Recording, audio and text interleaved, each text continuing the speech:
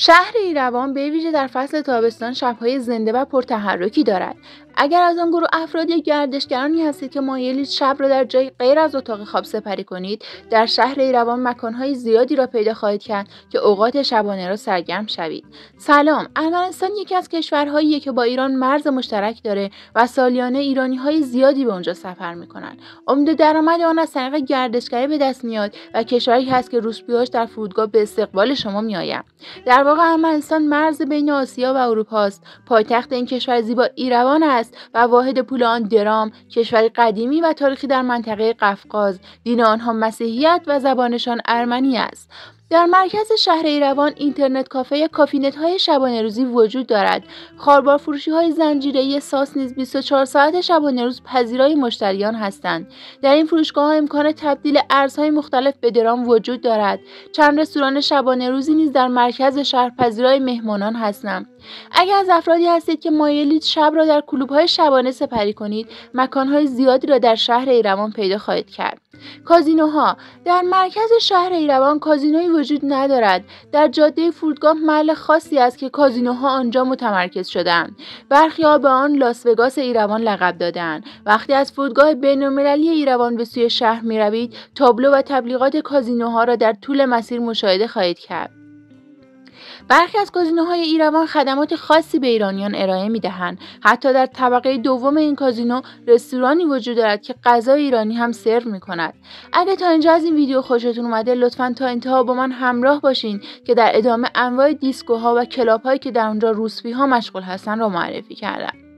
دیسکو محلی است برای شادی، رقص، آهنگ و نوشیدن، اما بعضی اماکن فقط اسم دیسکو را یدک میکشن و فقط محلی برای روسپی‌ها هستند.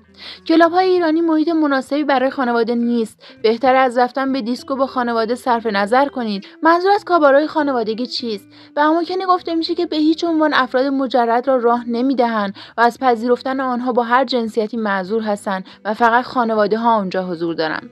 فیلمبرداری هم در آنجا ممنوع است. شما با دادن ورودی میتونید رایگان از امکانات آنجا استفاده کنید. معمولا از ساعت 9 شب برنامه شروع و تا 12 شب ادامه دارد. این مکان‌ها دارای محیطی گرم و صمیمی با انواع نوشیدنی‌ها، غذاها، میوه‌ها و سالاد و همراه آهنگ و رقاصه هستند.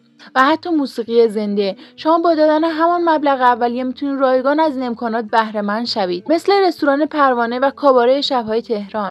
کلوب جاز در شهر ایروان تعداد معدودی جاز کلاب نیز وجود دارد.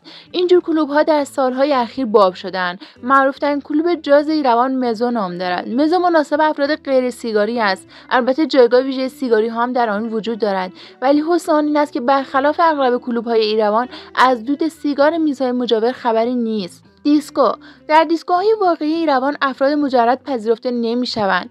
دیسکوها اماکنی هستند برای نوشیدن و رقصیدن با موزیک. مکان‌هایی در سالهای اخیر اضافه شدند که تنها نام و شکل آنها دیسکو است، اما در واقع پاتوق روسپی‌ها و مشتریانشان هستند. متأسفانه برخی از دیسکوهای واقعی هم تغییر شغل دادند و به رشته جدید کاری که گویا درآمدسازتر است روی آوردند. استریپ کلاب در ایروان و به طور کلی در ارمنستان کلوب‌های استریپ نیز فراوان هستند.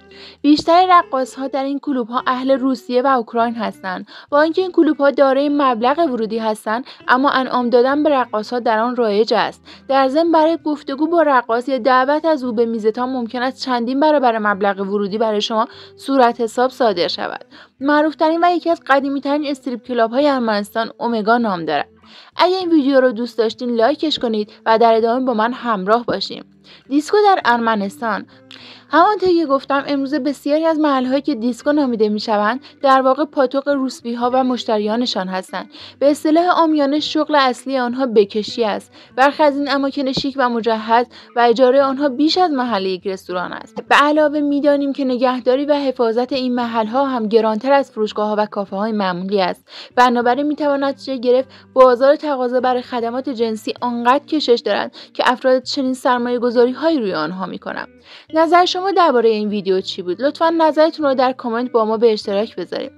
دلال‌های دیسکو در ارمنستان کارهای جانبی نیز انجام می‌دهند. آنها آپارتمان‌های روزانه اجاره می‌دهند، ماساژ رو برای شما فراهم می‌کنند و جالب اینه که تورهای گردشگری و تفریحی نیز برگزار می‌کنند. هرچند که اغلب آنها اطلاعات گردشگری ندارند و هیچ آموزشی هم در این مورد ندیدند. کسب و کار این افراد در ارمنستان قانونی نیست و آنها هیچ مالیاتی به دولت پرداخت نمی‌کنند. از آنجایی که شغل تنفروشی نیز در ارمنستان غیرقانونی است، روسپی‌ها هم مالیاتی پرداخت نمی‌کنند.